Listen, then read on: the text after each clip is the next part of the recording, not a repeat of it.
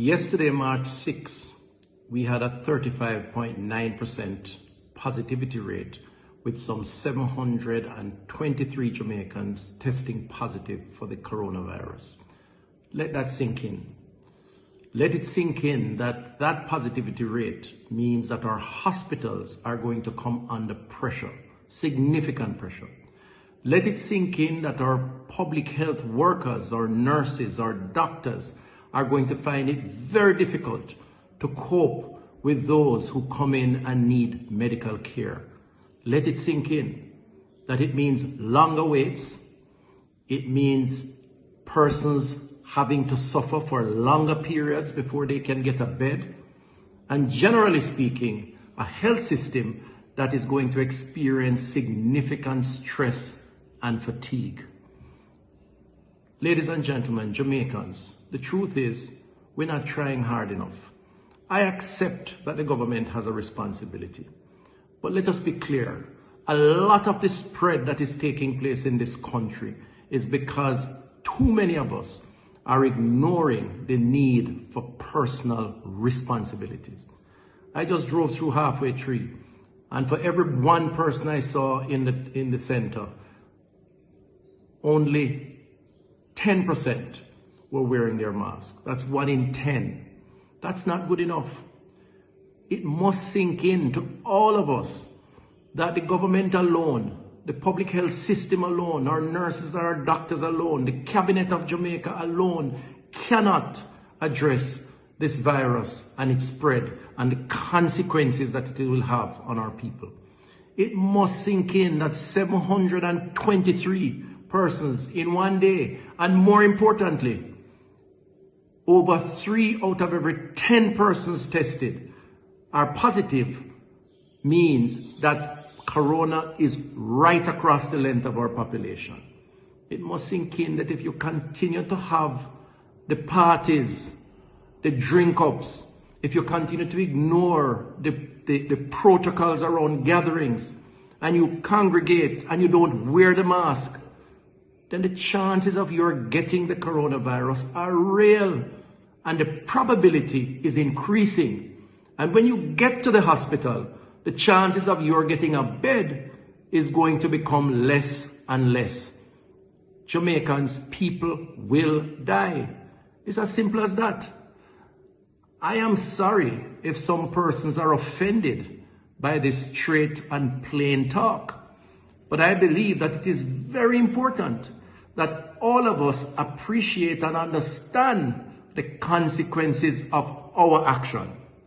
This is not an attempt to rid government of its responsibilities, contrary to what some may say or some may think.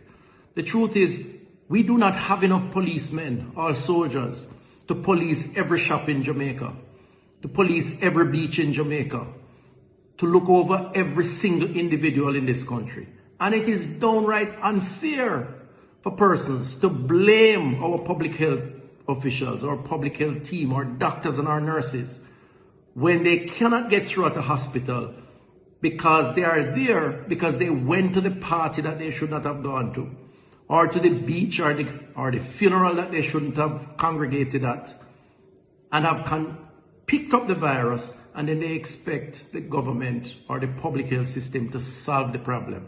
And if we don't do it, we get costs. So yes, I am saying 723, March 6, a 35.9% positivity rate.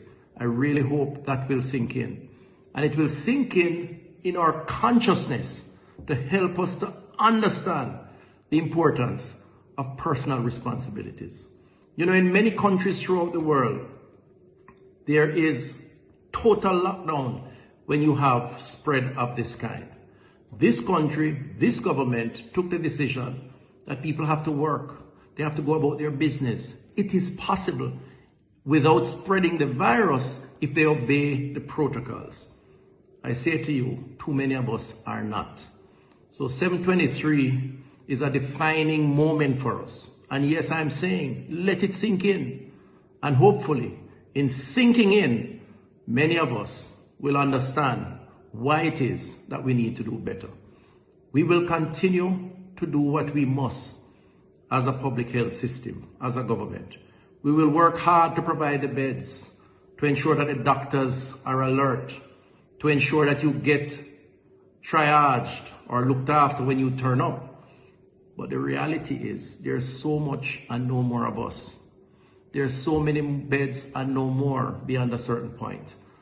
And truthfully, it doesn't have to be this way. We don't have to have the overcrowding if we respect the protocols and take personal responsibility. I really hope for all of us, better days ahead.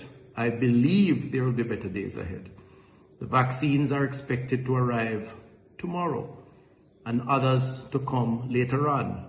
We will now embark on one of the most significant logistics exercises that this country has seen. But it is important that we recognize that until then, we must observe the protocols. We must continue to wear the mask, continue to physical distance, continue to sanitize. Otherwise, we will see worse days ahead, not better days. Let us do the right thing. Thank you.